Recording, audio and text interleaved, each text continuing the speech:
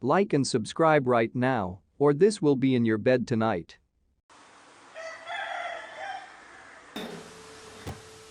What was the most fricked up thing you saw in school?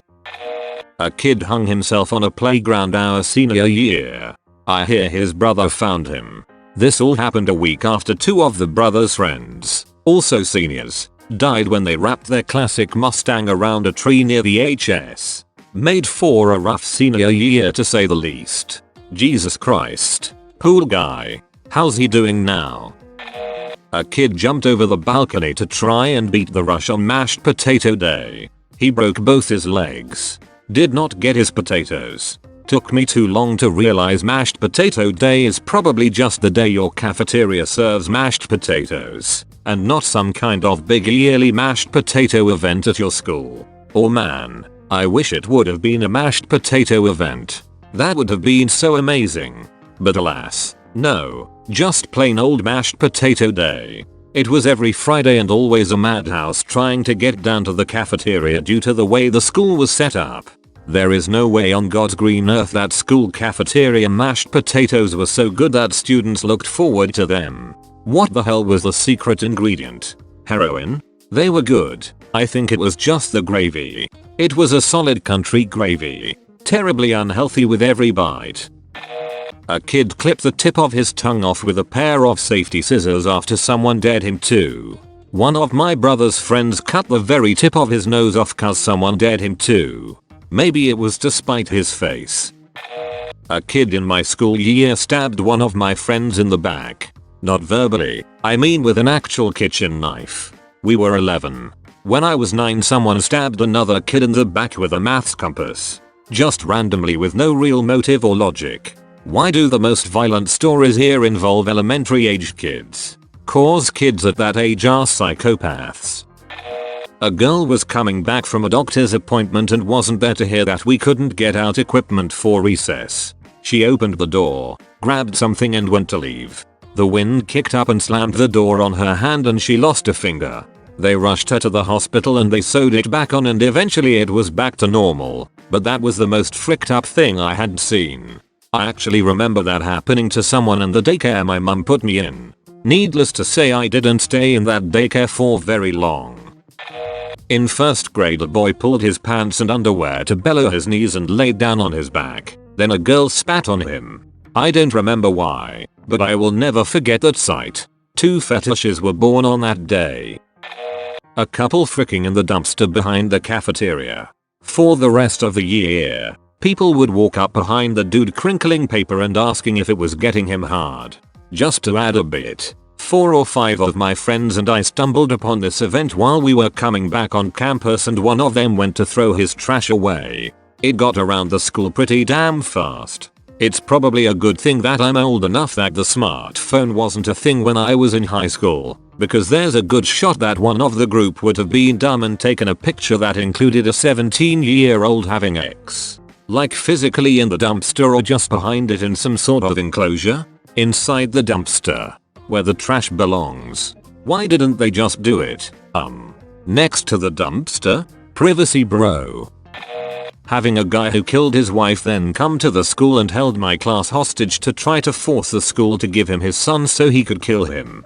He was finally caught on his way to kill his parents. I think I've heard of this story before. I have told it before. Happened in Chicago.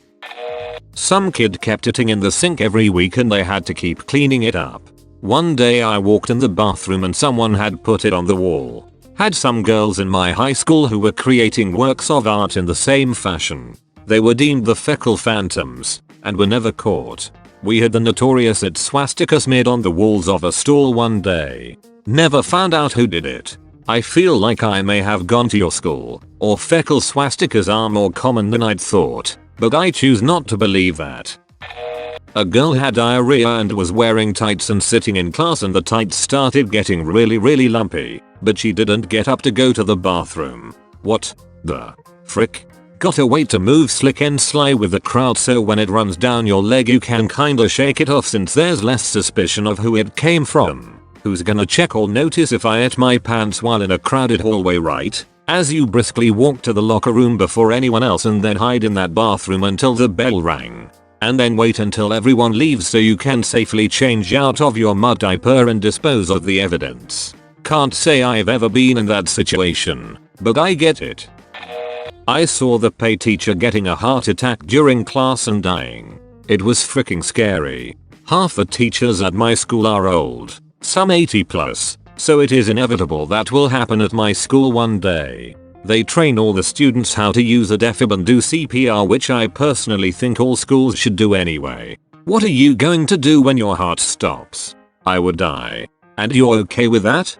I'm okay with the logic of it. Watched two girls get into a fight. One girl had a bunch of ear piercings and was wearing so many hoops it looked like chainmail. The other girl got her on the ground, grabbed those hoops and pulled, hard. I will never forget the scream. The rings didn't give, but her ear sure as hell did. Blood everywhere. The girl standing over her like a goddamn psychopath holding a very recognizable ear in the air above her head. It was freaking Mortal Kombat in real life. Girl fights in school were always nuts. My very first day of high school, two girls got in a fight. They were punching each other, clawing at their faces and ripping each other's weave out, and a teacher came to stop them.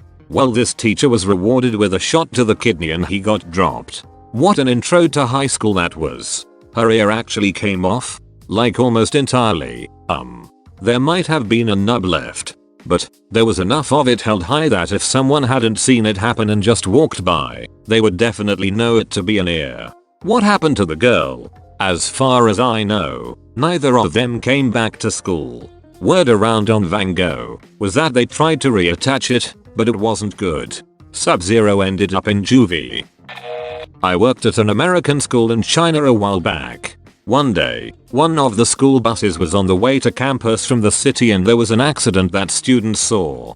A truck ran over a man riding his bicycle. The students on the bus witnessed the accident and watched as the man lay dying on the road. They were stuck in traffic and couldn't get away from the horrific scene for over 20 minutes. Kids were crying and traumatized. Most of them were elementary school students. There was a lot of grief counseling in the months after that. Whoa. Were you able to do anything to calm the kids down? Or were you in shock yourself? Yes, many of us were in shock, too. Details given by the bus driver just made the whole situation seem even worse. The bus driver was amazing, by the way. He helped calm the students down on the rest of the long drive to school. He was fantastic. According to him, the truck driver drove off and no police came for a long time. Bus driver was Chinese and radioed to other buses about the accident and told them to take a different route, and they all monitored to the radio for information about the situation. Anyway, we had some wonderful counselors in the elementary school, and our principal and assistant principal stepped in to help as well. The students were more in shock to begin with rather than openly upset and crying by the time they reached school again. Thanks to the great bus driver who had a wonderful rapport with the students. Thankfully, there were not many students per bus. I think that bus was one of the larger buses, but it still only had 10-12 students, compared to American buses which hold 40-50 students at least. The school did a good job communicating with parents right away so they knew what happened and got some information about what the school was doing to help.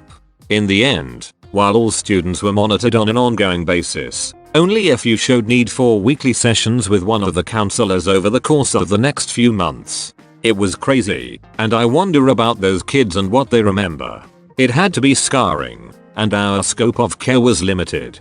We just tried to keep them in their regular routine as much as possible and watch for any signs of social withdrawal, etc. Many years ago I sat next to a kid in high school who went on to kill his mom. He would always bring in photos of homemade bombs from 2-liter bottles, flamethrowers from squirt guns, etc. I thought it was the coolest thing and was so impressed by it until later on when I recognized I was encouraging it to be murderer to keep being violent. I remember a lot of kids being interested in fire and blowing it up, with fireworks mostly, and most turn out fine. Ask a crowd of people if they used to play with either, and I'd bet just about everyone will have some stories. I had a friend that was allergic to so many things he had to eat the same thing every day that he brought from home. I literally mean every day for years. He had a very bad day, failed a test, some things happened at home. We met up at lunch and he had 2 slices of pepperoni pizza. He said today seems like a good day to die and proceeded to wolf down both slices. I had never seen him so happy. I walked him to the nurse's office as he ballooned up. He was hospitalized for 2 weeks. He never regretted the decision. Our school bully, nasty piece of work we'll call C, ripped the wig off a new student, A, who had recently returned from cancer treatment. They got into it and A was suspended despite multiple witnesses. We suspect even the teachers were slightly scared of C. Next day as we were leaving, I was waiting outside for the doors to open. Comes straight in, grabs C's hair, slams her head into a locker, then proceeds to pull out a huge pair of scissors and violently chops off as much hair as she can before the teachers intervene. She was obviously expelled, but man, she's still my hero. Bully C was definitely put in her place after that and absolutely toned down her torment of everyone else. Wish I knew what became of A. Savage. Wait, so the school suspended a cancer patient for having her own wig ripped off? How did they justify that? By the time the teachers showed up, I was sitting on top of C plummeting her violently, for good reason. So they simply took everything at face value, ignoring our accounts of what started the whole thing.